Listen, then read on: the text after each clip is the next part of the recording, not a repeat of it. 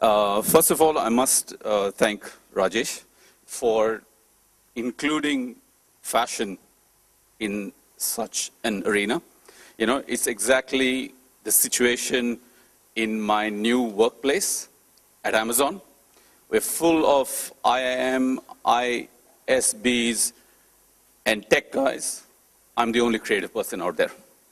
Everybody is a first class or better than first class, super intelligent person working there. I am this BSc pass class in that same environment. But it's a situation which is real today. It's about integrating fashion with technology, because I believe fashion is everything. From the color of your walls, to the color on your sofa, to the strap of your watch, to everything. Everything is being dictated by fashion. And when you look at fashion and you think about the future of fashion, I would think fashion has no future. Because fashion 100 years ago was the skirt length was floor length. It became shorter. It became a little wider. It became narrower. And it's gone back to floor length. So fashion, in a sense, is not really moved forward, but is cyclical. You repeat it every 5 years, every 3 years, you pass the same thing as new. A new generation has new aspirations, and you come up with new ideas. Also, another point to add is, you know, while I was out here, when I arrived here, somebody asked me, do you have a deck? I said, what deck? The only one that I knew was in the 80s in my house. Right? But this is the reality. And I also kept it deliberately without anything, because that space is blank. You can put in $34 billion out there, and you can color it the way you want. That's how open this, that's how large this size of this market is, and growing every year. But today when you look at fashion, so if you can't look at it in terms of changing silhouettes, sizes, there are different ways to look at fashion, different ways to look at what is going to be the future of fashion. You know, one is from the viewpoint, I'll go through each of them one by one. There is sensibilities of people, sensibilities that dictate choice, sensibilities that allow people to change colors. And I'll give you a simple example. This again is a tech versus creativity example. For my first day at induction at Amazon, I walked in with, there were about 10 other people with me, and I walked in with lime green colored trousers and a checked linen shirt. Everybody else out there was in jeans, sometimes tattered, chappals, shoes, and the HR person suddenly news spread around the office that there is a man in green trousers who is being inducted in this company. A week later, when I was meeting the senior management people, the rest of the team in the company, someone came up to me and told me, so you're the man in the green trousers. So I didn't need introduction. And that's how fashion can move, and that's how fashion can change. 2 weeks later, the entire floor on which I work decided to have a colored pant, colored trousers day.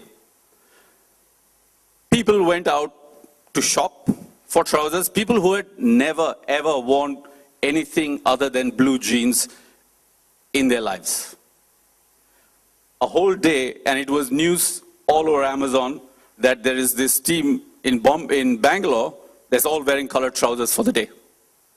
So people's sensibilities change. People, what it tells me is people need information. People need information on how to get about doing, getting themselves introduced into the new world. It also and this is where, technology can help. Look at this, a bit of statistics in the market when it comes to information, fashion, magazines. Most people get their information from magazines and fashion magazines. Today, in our country, there are about 6 to 8 fashion magazines, and the total circulation, actual circulation of those magazines will not be more than 100,000 magazines a month.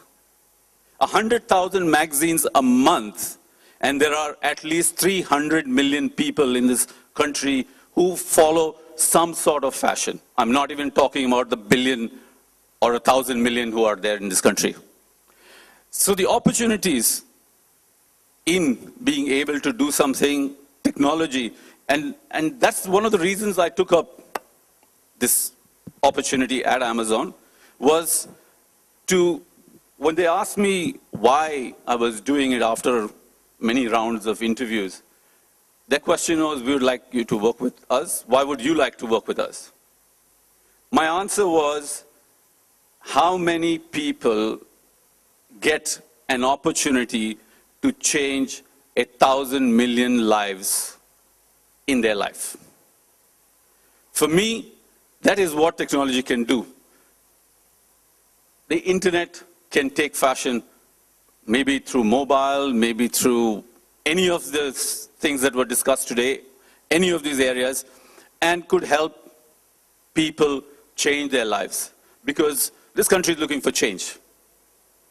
So, sensibility, knowledge, probably one of the big areas that this market really requires to improve and move ahead. The other thing to look at when you look at the future of fashion is, 1987 was the first fashion school that opened in India, which was NIFT. There were fashion schools earlier, but they were only women's schools and women's colleges. Over the last 12, 14 years, there are about 8 or 10 NIFTs, and there is a fashion school at every nook and corner. It is every nook and corner. It is like housewives, and I don't mean it derogatorily, housewives setting up studios or design companies in their own homes. So there's such a large inventory of design talent in this country, and all that is affecting the way we are perceiving fashion. Also, another perspective is in the year 2000, India had its first fashion week. And when we did, and this is really interesting, and it just speaks about the confidence that has grown within this country. The first fashion week that opened in Delhi in 2000 had 32 people. Is it time? Really? Sorry, I run through it quickly. I'm the last person, right? Okay. Sorry, thank you. So it opened 32 designers. Today there are thousands of designers. But the interesting thing is, when the first fashion week happened, there were 80% of the designers were doing Indian clothes. 80% of the designers were doing Indian clothes. Today, if you look at what's happening in India, 80% of the designers are doing Western clothes that reach out to only 20% of the population. So, being seen as doing something Western is seen as progressive. But the other interesting part that has come up in design in India is, more and more you're seeing a lot of new young designers reverting back to the Indian roots. That shows to me that there is a greater sense of confidence in their own abilities, and they don't have to borrow from the West at all times. Another direction to look at it is retail. We've moved from a land which were just mom and pop shops to malls, and from malls we have moved to the super mall, which is the online store. And as you all know, I must add here, Amazon is in. So this is progression in retail, but there's a lot of things that still cannot reach a large part of this country. A large part of the country cannot be reached through these malls because of retail, as everybody knows, land prices and all of that kind of stuff. But technology can take us there. The biggest mall in your house, on your laptop, whenever you want it, 24/7. But within that, for me, while fashion has not moved on, I think over the next few years, you will see that the delivery experience will be the single most important thing that you would do. My ideal world 10 years from now would be a store of 800 or 1,000 square foot with just virtual mirrors where you could put on anything that you want, check anything that you want, shop for anything that you want, not to have you carry a bag, will be delivered to your house.